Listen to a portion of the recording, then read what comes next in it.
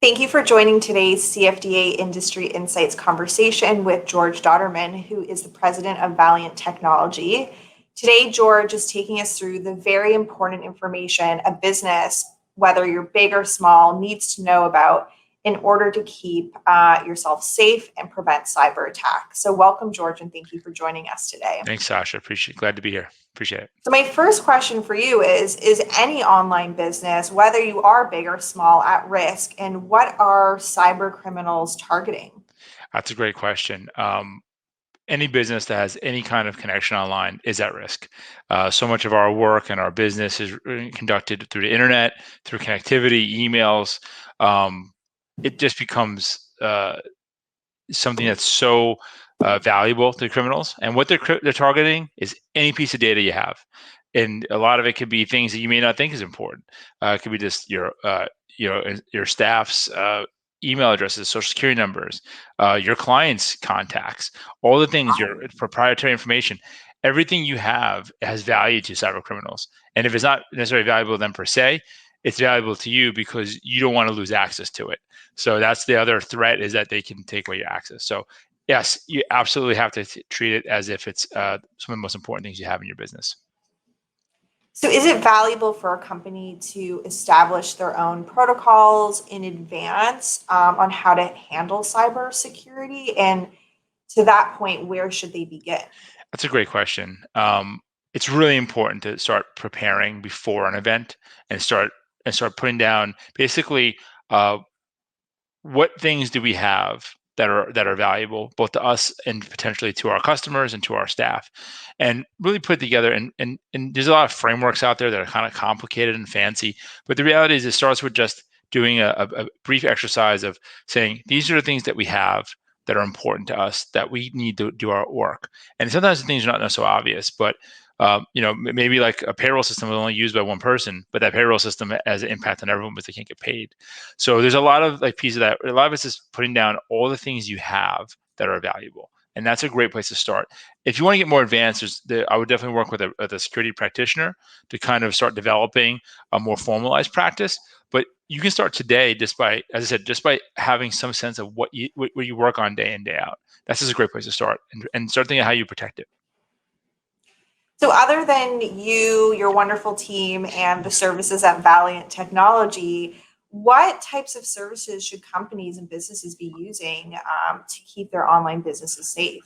I think it's a combination of working with your internal staff, your kind of leadership, some of your operations folks, work with your internal IT team, and then engaging in a company that has a practice, security practice that's scaled to the size of your business. If you're a Fortune 100 company, it's kind of different than if you're a 25-person company. So really want to find the right size that fits your need.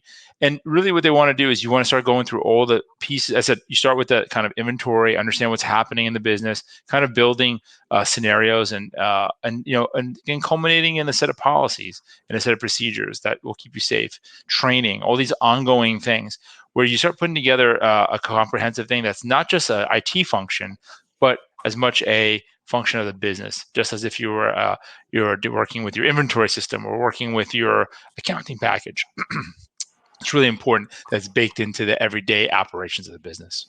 Absolutely. That's great. So maybe you can take us through some of the common things that would put your company at risk. Sure. I mean, the number one, the largest is a combination of what's called account compromise, where you have weak passwords. People, they use like 12345. We laugh about that password. You'd be shocked how many people still have that out there. And so it's a combination of weak passwords and these things called phishing attacks. There are emails that come in that are basically trying to get you to click on something or take an action that would allow your machine or your systems to be compromised. And what happens is they're like entry points into your systems, where over time the really bad threat actors will slowly work their way through. Starts with a low system, work their way through, and basically they build a reconnaissance and a whole map of your environment, and then they strike. That's a pretty large scale one, large scale attack. But there might be a small scale attack. It might be something just like someone says, "Hey," they impersonate someone's email and say, "I need you to go buy gift cards for the boss." They said, "Go to Apple and buy these gift cards." And that's really common. So a lot of these things, these risks are fairly straightforward, but they're in concert with one another, such as account compromise, email, phishing, that sort of thing. So I mean, and then there's like more complex ones where it's like they're doing like social engineering or phones and that sort of thing. But the most common things, honestly, is having weak passwords, or having your passwords being your identity be part of like a breach. When people say what's a breach, that's when someone's password and email and that sort of thing was compromised. And that's why we don't reuse passwords. It's really important that you have each individual identity has its own password, that sort of thing, or login, I should say. Great. And my last question for you relating to prevention is, what kind of steps can you take or do you need to take to reduce your risk? That's a great first thing is I highly recommend using what's called multi-factor authentication everywhere you can. That's where you use your phone or some other device, a SMS message or a push notification, to authenticate you. Basically, it's two factors, such as much like your ATM machine. When you go to ATM, you have your PIN and the card, so that you can't get access without one or the other. And really what you want to do is try to disrupt any kind of attack, so that you have this multi-factor authentication, strong passwords, keeping your systems patched up to date. It sounds simple, but it's really hard. Definitely you want to keep that as part of your core thing. And once again, go back to that kind of inventory or asset list so that you understand what you have, because you can't protect what you don't know about.